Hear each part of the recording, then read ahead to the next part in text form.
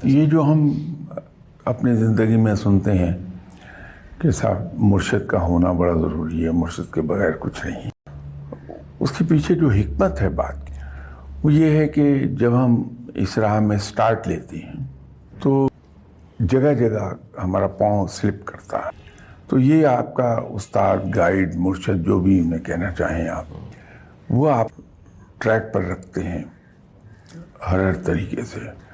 دوسرا وہ علم بانٹتے رہتے ہیں بیٹھے۔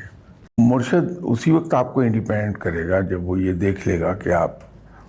میچیور ہو گئے ہیں، علم کے لحاظ سے بھی اور تربیت کے لحاظ سے بھی۔ اب آپ کا پاؤں مشکل ہی پھسلے گا۔ اس کے باوجود جو انڈیپینڈنٹ کرنے کے باوجود وہ نظر رکھتے ہیں ٹھیک ہے سر، کہ کہیں بھٹک تو نہیں رہا بندہ، تو وہ وارن کر دیتے ہیں۔ لیکن اگر مرشد نہیں ہے ٹھیک سر، تو پھر انسان کو خود بہت ہی زیادہ وہ الرٹ رہنے کی ضرورت ہوتی ہے کہ انسان اپنا محاسبہ خود کرتا رہے کہ میرے ذہن میں کہیں یہ تو نہیں آ رہا کہ میں سب سے اچھا ہوں، ٹھیک ہے، یا میرے ذہن میں یہ تو نہیں آ رہا میں فلاں آدمی سے اچھا ہوں، یا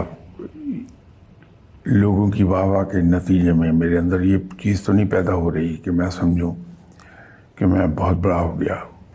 ان چیزوں پہ پھر خود نظر رکھنی پڑتی ہے۔